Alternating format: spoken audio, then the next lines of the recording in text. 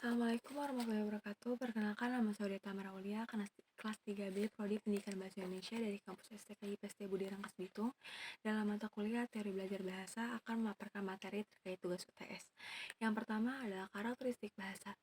Karakteristik bahasa yakni bahasa bersifat produktif. Bahasa bersifat produktif artinya dengan sejumlah besar unsur yang terbatas, namun dapat dibuat satuan-satuan ujaran yang hampir tidak terbatas.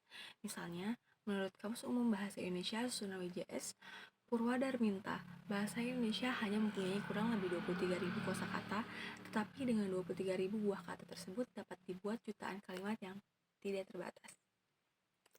Yang selanjutnya ada bahasa bersifat dinamis. Bahasa bersifat dinamis berarti bahwa bahasa itu tidak lepas dari berbagai kemungkinan perubahan sewaktu-waktu dapat terjadi. Perubahan itu dapat terjadi pada tataran apa saja, fonologis, morfologis, sintaksis, semantik, dan leksikon. Pada setiap waktu mungkin saja terdapat kosakata baru yang muncul, tapi juga ada kosakata lama yang tenggelam, tidak digunakan lagi. Yang selanjutnya ada bahasa bersifat beragam.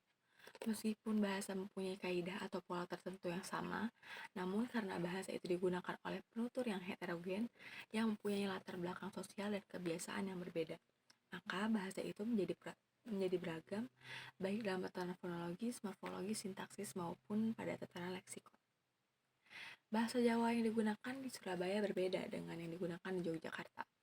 Begitu juga bahasa Arab yang digunakan di Mesir berbeda dengan yang digunakan di Arab Saudi.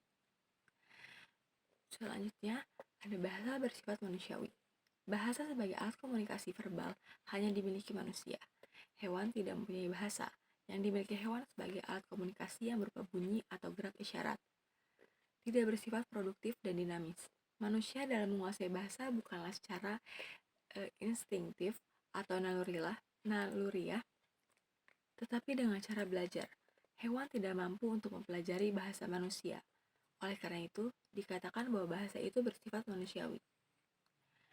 Kesalahan berbahasa itu muncul karena beberapa faktor, yaitu tidak menggunakan tata bahasa yang benar, tidak menggunakan tata bahasa yang sesuai situasi, menggunakan istilah asing yang sebenarnya sudah ada padanannya dalam bahasa Indonesia, menerjemahkan istilah asing sehendak hati, dan lain-lain. Ada 3 penyebab kesalahan seseorang dalam menggunakan bahasa, antara lain, yang pertama terpengaruh oleh bahasa yang lebih dahulu dikuasai. Selanjutnya, kurang pahaman memakai bahasa terhadap pemakaian bahasa yang dipakainya. Yang terakhir, pengajaran bahasa yang kurang tepat. Selanjutnya ada teori belajar bahasa. Pengertian teori adalah serangkaian konsep, definisi, dan preposisi yang saling berkaitan dan bertujuan untuk memberikan gambaran yang sistematis tentang suatu fenomena pada umumnya.